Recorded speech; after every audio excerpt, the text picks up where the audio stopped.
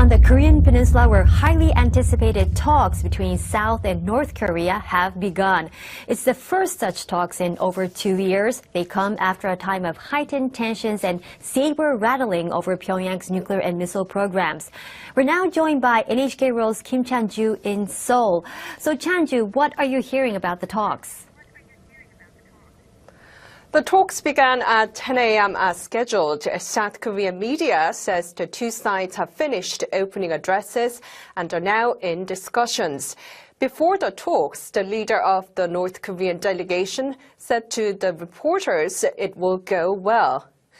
The main topic is the North's participation in the upcoming Pyeongchang Olympic Games, which are just a month away.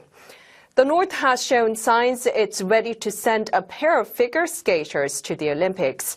North Korea's representative at the International Olympic Committee called the Pyeongchang Games a sporting event for the people of Korea. The main topic of discussion at the first high-level inter-Korean meeting is, of course, the 2018 Pyeongchang Olympics. The key agendas most likely to be discussed are how the North Korean athletes would make their way into South Korea, as well as whether the squads from South and North Korea would enter together at the opening and closing ceremonies.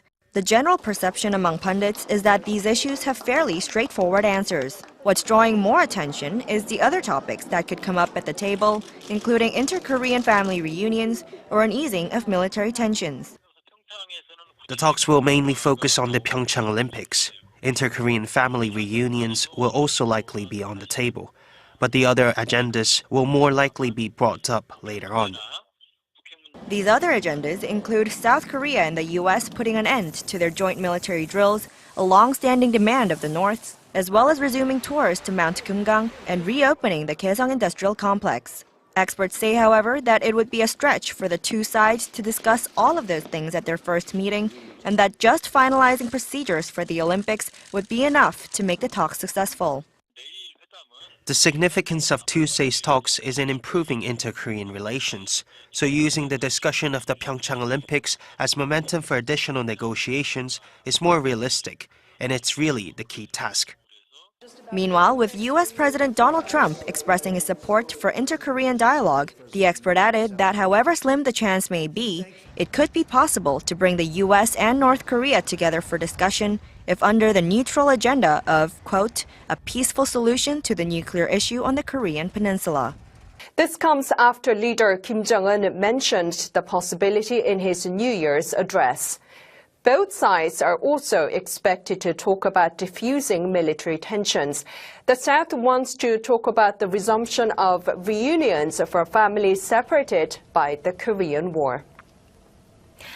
But North Korea is known for being unpredictable. What do we think it wants to get from these talks?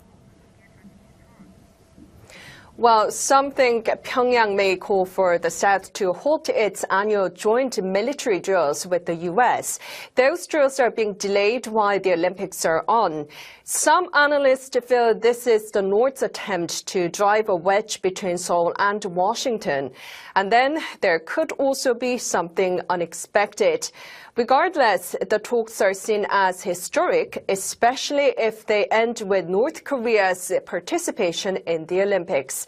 Back in 1987, a year before the South held the first Olympics on the Korean Peninsula in Seoul, the North blew up a South Korean airliner, killing over 100 people on board. I will keep you updated with more later.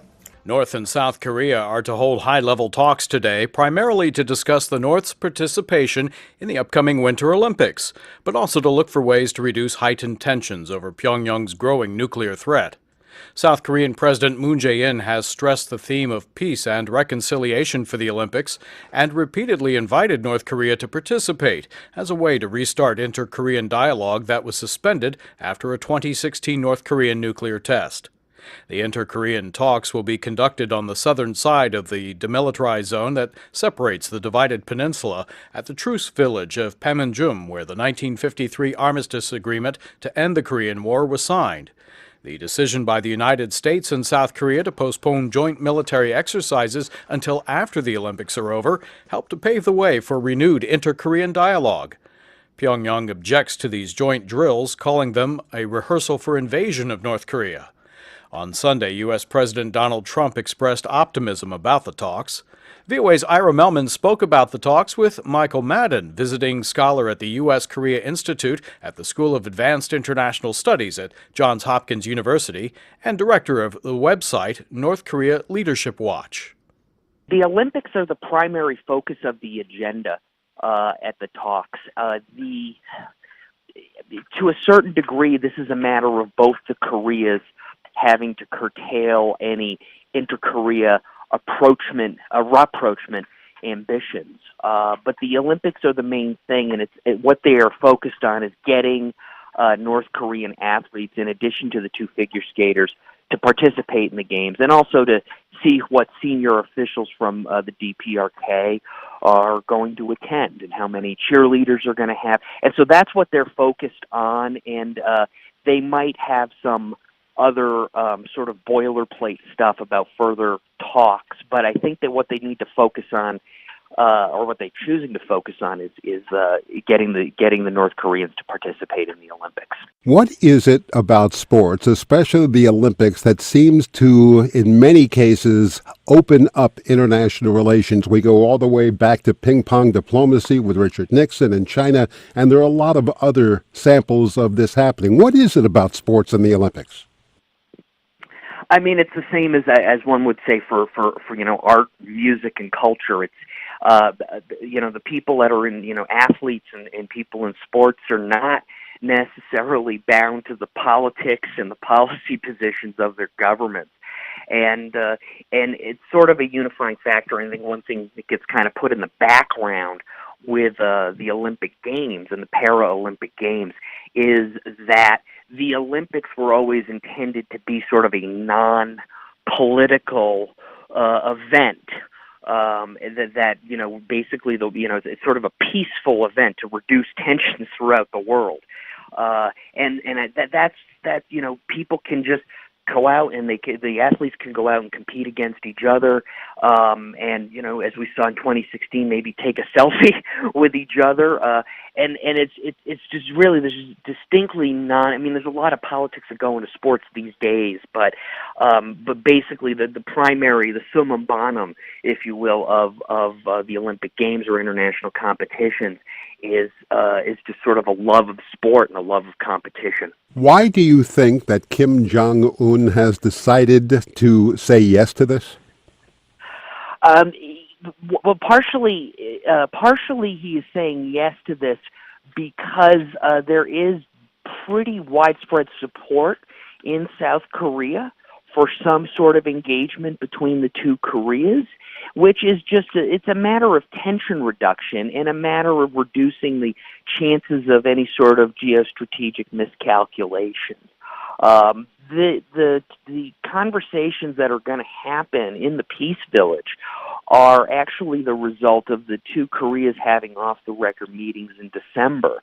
And so they're going to start with sports exchanges. And to a certain degree, this is President Moon Jae-in in South Korea, sort of serving Kim Jong-un's personal interest. Kim Jong-un is a big sports fan, and this is a creative way to approach the supreme leader of the DPRK. What kind of a sign was it that the United States and South Korea both agreed to postpone or put back their military maneuvers? I think that's a good faith gesture to Pyongyang, and it's a good faith gesture to Pyongyang. President Trump seems to exhibit a certain degree of flexibility and creativity in terms of the American position here.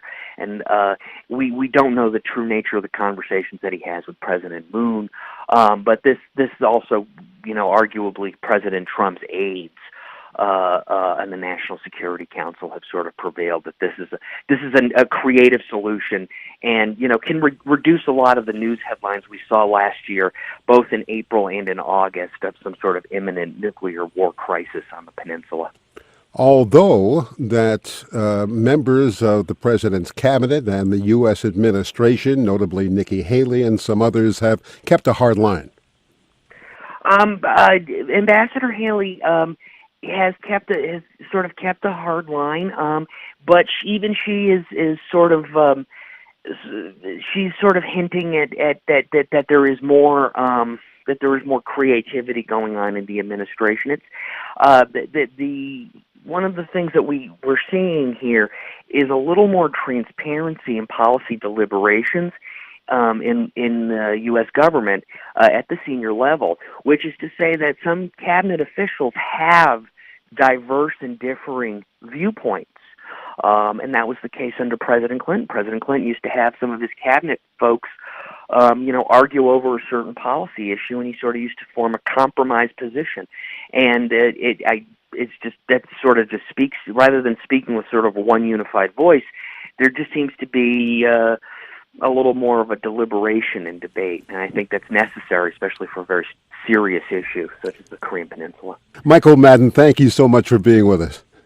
Michael Madden, visiting scholar at the U.S.-Korea Institute at the School of Advanced International Studies at Johns Hopkins University. He's also the director of the website North Korea Leadership Watch and spoke with VOA Asia's Ira Melman. South Korea will host the 2018 Olympic Winter Games in Pyongyang from February 9th through the 25th, as well as the Paralympics Winter Games at that same location, March the 9th to the 18th.